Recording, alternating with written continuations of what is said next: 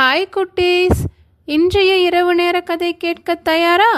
இன்றைய கதை புத்திசாலி ஆடு. அமைதியாக படுத்துக்கொண்டு கதையை கேளுங்கள். ஒரு சிறிய ஆடு ஒரு பெரிய புலியை பயமுறுத்த முடியுமா? இந்த காட்டில் அது உண்மையிலேயே நடந்தது.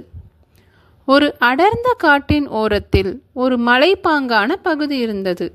அங்கே ஒரு குகையில் ஒரு புத்திசாலி ஆடு வாழ்ந்து வந்தது. ஒரு நாள் மாலை அந்த ஆடு புல்லை மேய்ந்துவிட்டு தன் வீட்டிற்கு திரும்பிக் கொண்டிருந்தது. அப்பொழுது திடீரென்று பலத்த மழை. மழையிலிருந்து தப்பிக்க அது அருகில் இருந்த குகைக்கு ஓடிப்போனது. ஆனால் குகைக்குள் நுழைந்தவுடன் அங்கே ஒரு பெரிய புலி படுத்திருந்தது. புலி ஆட்டை பார்த்ததும் மகிழ்ச்சியடைந்தது. இன்று நல்ல உணவுதான், இன்று வேட்டையாடாமலேயே நல்ல விருந்து கிடைத்துவிட்டது என்று புலி நினைத்தது. ஆனால் ஆடு உள்ளுக்குள் பயந்து நடுங்கியது. ஆனால் அது நினைத்தது, நாம் மட்டும் இப்பொழுது ஓடினால் புலி நம்மை பிடித்துவிடும் என்று அதற்கு தெரியும். அதனால் அது பயப்படாதது போல் தலையை உயர்த்தி நின்றது. புலிக்கு மிகவும் ஆச்சரியம். யார் நீ? என்னை பார்த்தும் பயப்படவில்லையோ? ஆடு கம்பீரமாக சொன்னது, நான் இந்த காட்டின் ஆட்டு ராஜா. நான் யாரை கண்டும் பயப்பட மாட்டேன். இதுவரை நான் 99 புலிகளை சாப்பிட்டு விட்டேன். இன்று நீதான் 100வது புலி. இதை கேட்ட புலி நடுங்கிவிட்டது. இது சாதாரண ஆடு இல்லை போல என்று நினைத்து அது பயந்து குகையை விட்டு ஓடிவிட்டது. ஓடி வந்த புலியை ஒரு நரி பார்த்தது. புலியாரே, ஏன் இப்படி ஓடுகிறீர்கள் என்று நரி கேட்டது. புலி எல்லாவற்றையும் சொல்லியது.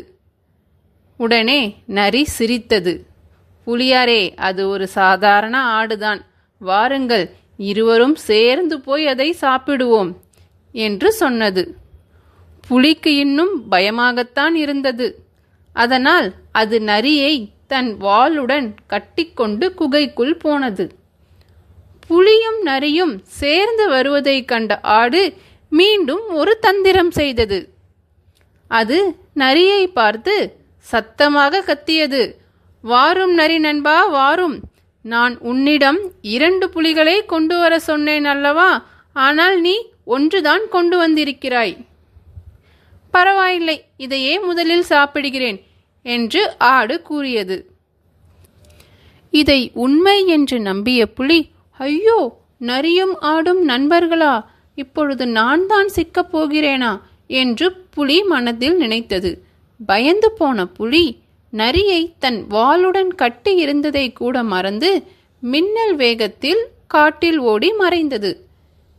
ஆடு சிரித்துக்கொண்டே நிம்மதி பெருமூச்சு விட்டது. குட்டீஸ், இதிலிருந்து நாம் என்ன தெரிஞ்சுக்கிறோம்? இக்கட்டான சூழ்நிலையிலும் பயப்படாமல் சமயோசித புத்தியை பயன்படுத்தினால் பிரச்சனைகளிலிருந்து தப்பிக்கலாம். ஓகே குட்டீஸ், இப்பொழுது கண்களை மூடிக்கொள்ளுங்கள். மெதுவாக மூச்சை இழுத்து விடுங்கள். உங்கள் மனம் அமைதியாக இருக்கட்டும். இனிய கனவுகள்.